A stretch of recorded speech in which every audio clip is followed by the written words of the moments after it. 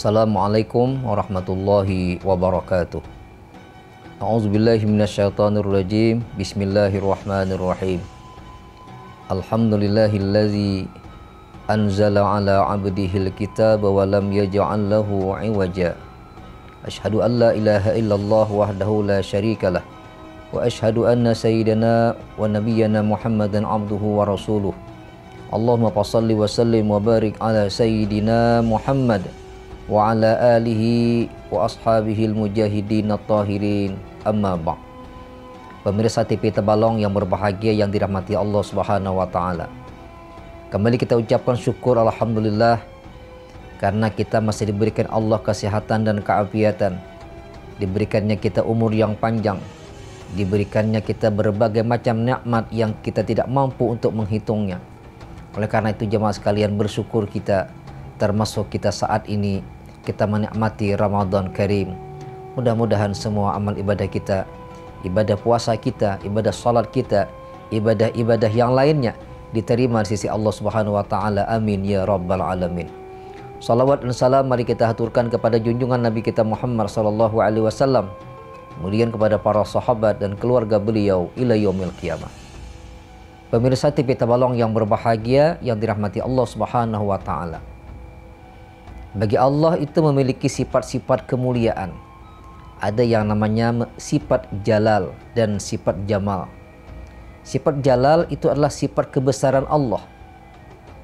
Sifat jamal itu adalah sifat kemahaindahan Allah Subhanahu wa taala. Apa di antaranya contoh-contoh sifat jamalnya Allah Subhanahu wa taala? Sifat-sifat keindahan Allah Subhanahu wa taala. Misalnya Allah Ar-Rahman. Allah memberikan sesuatu kepada kita. Allah memberikan kepada kita tidak ada minta balas dan tidak ada batasnya. Allah memberikan kita yang namanya Rahim, penyayang. Allah berikan kepada kita semua. Coba kita lihat jemaah sekalian. Kita lihat pemirsa Tabalong, kita dari lahir. Jangan kita dari lahir, kita dari janin di perut ibu kita sampai setiap saat makanan masuk lewat plasenta ibu kita. Itu Allah jaga. Itu apa yang ada di situ? Itu kemaha besaran Allah Subhanahu wa taala, rahimnya Allah kepada kita. Sehingga jemaah sekalian, wajar kalau Allah rahim, Allah penyayang. Makanya seorang perempuan itu memiliki yang namanya rahim, sehingga dia pun memiliki sifat penyayang kepada anaknya. Dia memiliki sifat pengasih kepada anaknya. Kalau Allah memiliki sifat rahim, kita pun juga harus berusaha bagaimana kita orang yang pengasih, orang yang penyayang tanpa pilih bulu. Kadang jemaah sekalian, kita penyayang masih ada yang kita pandang. Kadang memandang sesuatu kepada seseorang, kita lihat karena mungkin karena zuriat kita, karena suku, karena dan lain sebagainya. Allah Subhanahu wa taala ketika Allah yang bernama Rahim, Allah tidak pernah memandang kepada makhluknya. Ketika Allah kasih, semuanya Allah kasih kepada hamba-hambanya yang Allah berikan. Itu Rahim, itu sifat kemahaindahan Allah Subhanahu wa taala. Nah, bagaimana jemaah sekalian implikasi kalau kita sudah mengetahui bagaimana rahimnya Allah, bagaimana rahmannya Allah kepada hambanya, bagaimana rahman dan rahimnya Allah kepada makhluknya, termasuk kita manusia dan binatang. Binatang jemaah sekalian, coba kita lihat bagaimana kemahabesaran Allah. Allah penyayang kepada binatang. Allah ciptakan itu binatang. Allah kasih dia rezeki di mana saja dia bisa. Pernahkah jemaah sekalian lihat bagaimana lebah? Lebah dia mengapa dia ketika itu mencari makanan lewat sari pati daripada seekor yang namanya bunga, sehingga itu bisa dijadikan nantinya menjadi madu. Pernahkah jemaah sekalian kita melihat yang namanya semut? Dia baru mengangkat satu biji yang kecil gula yang dia kasihkan untuk kawan-kawannya. Allahu Akbar. Belum yang lain-lainnya.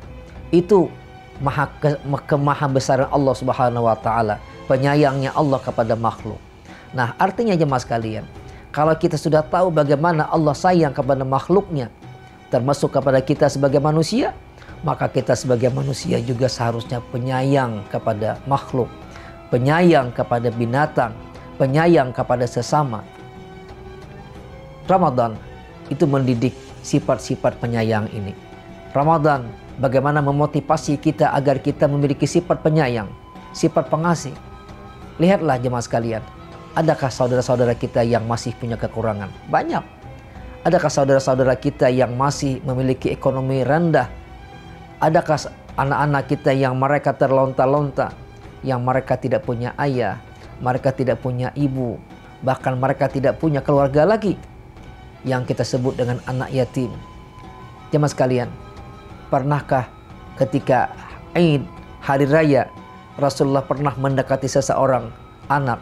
Rasul tanya, "Hei fulan, mana ayahmu? Mana ibumu?" Maka dia jawab si fulan tadi, "Ya Rasul, ayah saya sudah tiada, ibu saya sudah tiada."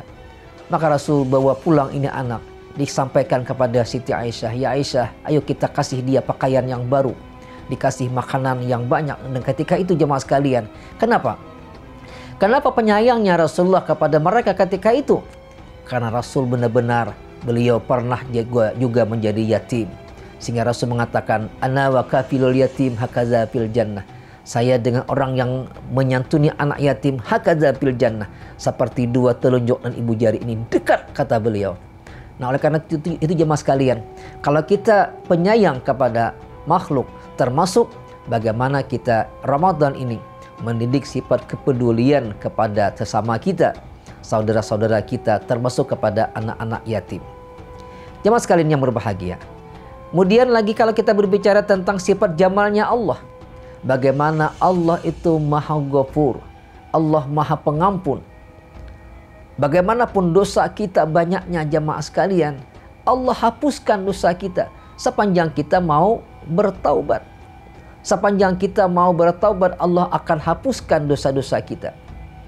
Kan ada cerita dalam sebuah kitab, ada seorang pemuda yang dia membunuh sampai 99 orang. Dia datang kepada ulama, "Wahai ulama, adakah jalan taubat saya kepada Allah Subhanahu wa taala?" Apa kata ulama? "Apa yang kau lakukan? Apa dosa yang telah kau lakukan?" Apa kata pemuda tadi? "Ya Rasulullah, ya wahai ulama, maksudnya, saya sudah banyak berbuat dosa karena saya sudah membunuh orang 99 orang." Maka apa kata ulama tadi? Kata ulama, "Wahai pemuda, tidak ada jalan bagimu untuk bertaubat. Tidak ada jalan bagimu untuk dosamu diampuni. Kenapa? Saking banyaknya dosa yang telah engkau lakukan, membunuh 99 orang." Maka dia kesal ketika itu. Dia ambil pedang, dibunuhnya lagi ulama tadi. Genap 100. Dia jalan lagi, dia cari orang yang bisa membantu dia terkait dengan keinginannya untuk bertaubat kepada Allah Subhanahu wa taala. Maka dia pun bertemu dengan ulama yang lainnya. Maka dia sampaikan, "Wahai ulama, saya sudah punya dosa yang sangat banyak. Dosa saya sangat banyak. Adakah jalan saya, dosa saya diampuni oleh Allah Subhanahu wa taala?" Apa kata ulama? "Wahai pemuda, apa dosa kamu?" "Dosa saya sudah membunuh 99 orang." Tapi ketika saya tanya sama ulama di sebelah tadi, dia bilang dan dia sampaikan, "Wahai pemuda, tidak ada jalan bagimu untuk bertaubat." Maka ketika itu pun aku marah dan aku kesal. Aku bunuh lagi dia. Dan genaplah 100. Maka ini saya datang ke tempat ulama, apakah ada jalan agar saya bisa meminta ampun, bertaubat kepada Allah Subhanahu wa taala. Apa kata ulama tadi? "Wahai pemuda, apakah engkau serius untuk bertaubat?" "Serius." "Apakah engkau benar untuk bertaubat?" "Benar." Apa kata ulama? "Silakan kau jalan ke seberang sana. Kau sampai ke sana nantinya. Nanti kau akan mendapatkan bagaimana Allah akan ampuni dosa-dosamu." Ternyata jamaah sekalian, dalam perjalanannya pemuda tadi meninggal dunia. Nah, akhirnya dalam riwayat, malaikat azab dan malaikat rahmat berebut. Ini pemuda ini saking banyaknya dosanya sampai membunuh 100 orang. Apakah dosanya diampuni? Apakah hak kami malaikat azab atau malaikat rahmat? Maka ternyata jemaah sekalian, ketika diukur perjalanannya, lebih banyak perjalanan dia ingin menuju taubat kepada Allah Subhanahu wa taala. Nah, jemaah sekalian yang berbahagia, artinya apa? Sepanjang kita mau bertaubat, sepanjang kita mau menyesali kesalahan kita dan kita mau beristighfar dan mohon ampun kepada Allah Subhanahu wa taala, maka yakin Allah akan hapuskan, Allah akan ampuni dosa-dosa kita. Itu juga adalah Al-Ghafur. Itu sifat daripada sifat kemaha indahan Allah Subhanahu wa taala. Jemaah sekalian yang berbahagia, artinya apa? Ketika kita mengetahui bagaimana sifat-sifat jamalnya Allah, ketika kita mengetahui sifat-sifat keindahan Allah, maka kita sebagai hamba kita berusaha bagaimana itu kita praktekkan dalam kehidupan kita. Kalau tadi yang pertama misalnya kita berbicara tentang sifat rahimnya Allah, sifat rahmannya Allah, maka kita berusaha agar kita menjadi hamba yang penyayang, menjadi hamba yang penyantun, menjadi hamba yang pemberi. Abdurrahman, Abdullah.